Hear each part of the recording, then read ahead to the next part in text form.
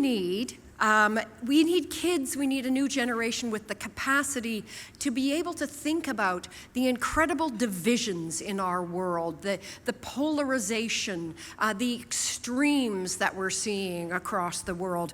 We need new generations who are able to help close the gaps, not just economic gaps, but social gaps as well. And the gaps are big and they're growing. We need new generations who understand evidence and science and who know that there's no such thing as an alternative fact. We need people who understand evidence and science because, as you heard this morning, we need them to understand, we need a new generation that understands our connection to the earth and is able to take responsibility for all the damage that the older generations, as my 25-year-old explains to me practically daily, have done. So we desperately need people who can work on what has happened to the climate, what has happened to the earth. We need new generations who understand themselves. And I know you've heard from Dr. Jean and many people over the last 3 days, but having a deep understanding of yourself, your emotion, who you are, how you feel about other people is one of the ways, as Jean says, that we can kind of immunize. We can't prevent all mental illness, but we can certainly go a long way to try to, as opposed to the numbers going up or the proportion going up, to have it go down in terms of who's struggling with mental illness and anxiety. So you've heard all these great things and a lot about new directions and new policy. But then the problem is, and I'm sure you're all aware of this, how does this all fit together? And which thing is more important? And how are we supposed to balance out all these different needs? And even though you're gods, you actually can't do everything, and you can't solve every problem, and you can't deal with all of the competing priorities that come down. So I have some quotes from our annual school survey. And the reason that I want to show you these is because they exemplify what you're struggling with. And just so you know, and you remember People for Education's annual Ontario School Survey, if your principals is in your inbox right now, and you should do it. I know it's a pain in the ass, it takes 20 minutes, but it provides really valuable data for policymakers, for the public. It tells the story of what's going on in your schools, and it allows us to keep track of the impact of policy and funding changes on schools. So here's my first favorite quote. I believe it's important for our students to understand the history of our country and to understand inclusivity. The main issue is that we have many priorities beyond academics, and sometimes it's difficult to complete any of them well. If everything is important, then nothing is important.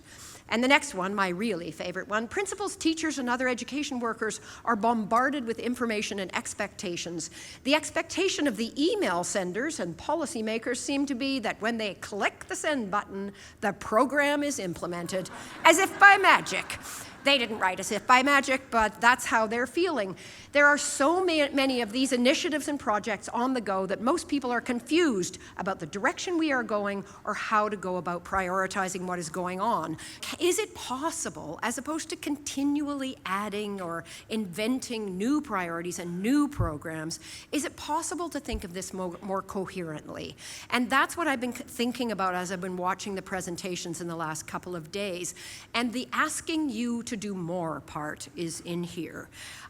Because the asking you to do more is partly about thinking about this in an integrated way. So rather than thinking about well-being as a kind of nebulous sort of individual feeling about how am I, or for students, how does a student feel, to think about it in a concrete way and in connection to a whole basket of the vital competencies and skills that our kids need to be the next generation that our society needs. How do we think of these things all of a piece, and all of a piece with knowledge, with content, with curriculum, as opposed to on Friday afternoons we care about well-being, or we have, well-being Monday every second month of the year. So it helps a lot, and people have said this in the last 2 days, that to not think of these things as characteristics, to think of them, you heard this morning from Michael, within a structure. And how do we make sure we have a structure that's working coherently? So we have been working in People for Education for the last 3 or 4 years on a project called Measuring What Matters. That project came out of a concern that we had kind of narrowed the definition of education. We'd become so obsessed with meeting our targets in reading, writing, and math, and I always feel like I have to say, obviously, reading, writing, and math are important. To me, it goes without saying that they're important, but the danger and the damage that gets done is if we start to focus only on those and think of those as the goal, the target, the description of success for education, or even a good proxy measure of how we're doing in education in order to educate kids to deal with all the problems that I showed you earlier. So we've been working with scholars, with teachers, with some of you, really great people in York Region, on understanding A, what are the domains that matter, then B, how do we take them from those sort of big nebulous ideas like creativity and getting away from the idea, sort of I'm creative and you're not, but more what are the concrete, observable, teachable, learnable skills and competencies within that. And we've been trying stuff out and figuring out, for instance, how you assess these areas.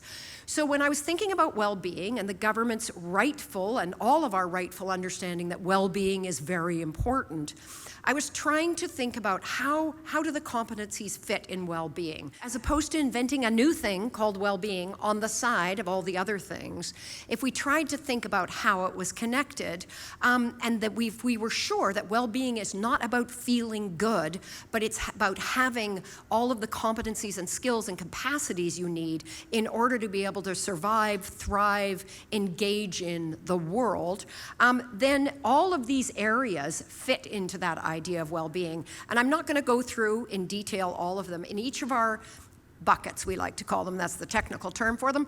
In each of the buckets, creativity being one, there are very detailed competencies. They're defined very, very specifically. It's one of the things we found that was most important, and one of the struggles that there's been with well-being, is that it needs to be defined.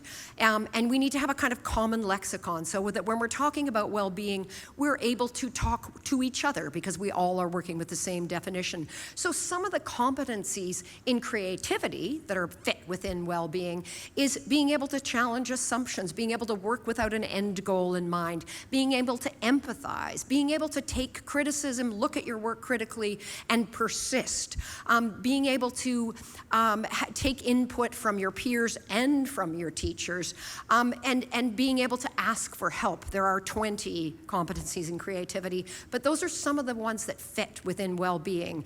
In citizenship, our citizenship scholar, you should have him come and talk to you. He's fabulous.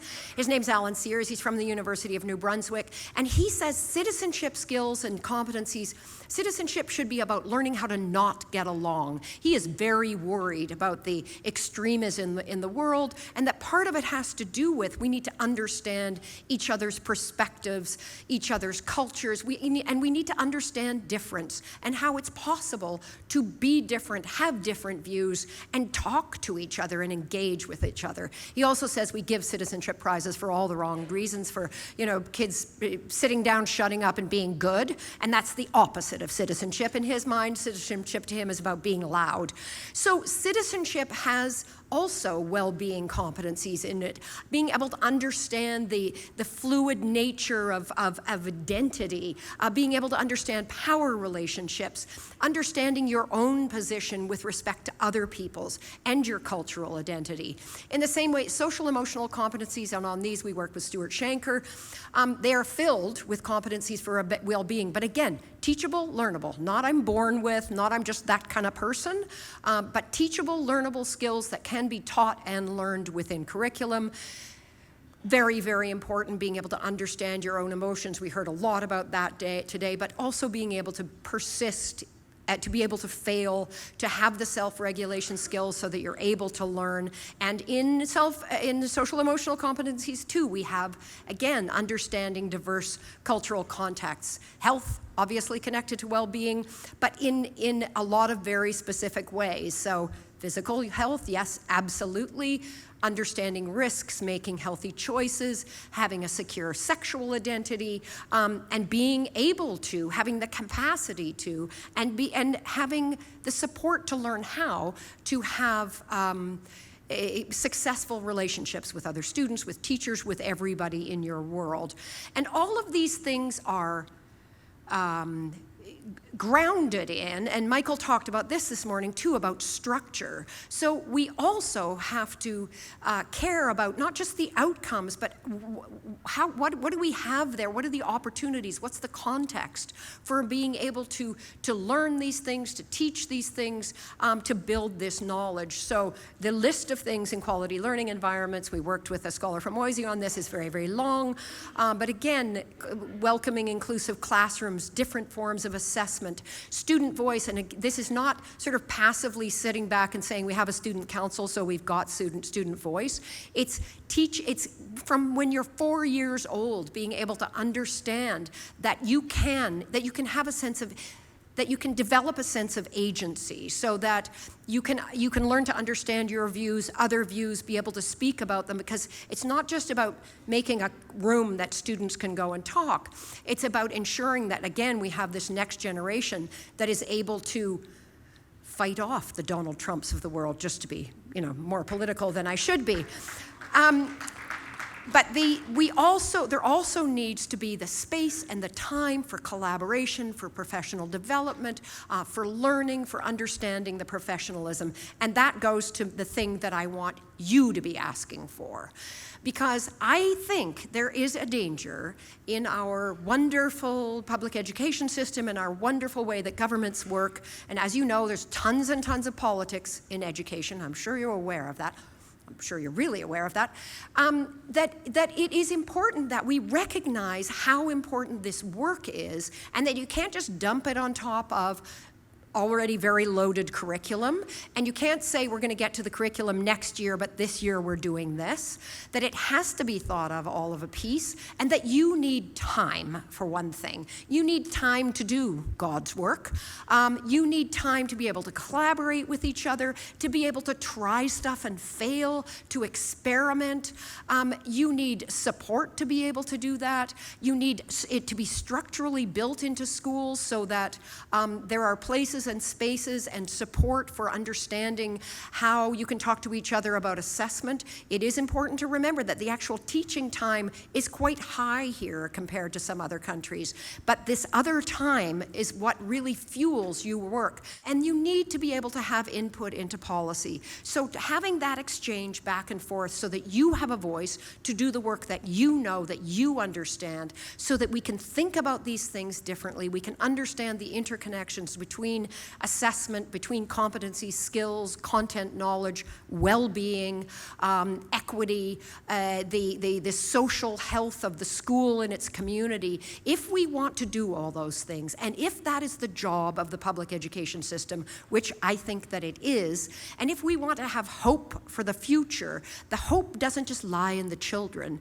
as if they just have to fix all the problems we created. The hope actually lies in systematizing this work so that you have the support that you need to do the incredible work that we are sure that you can do. So I thank you very much, and please continue to do the great work you're doing.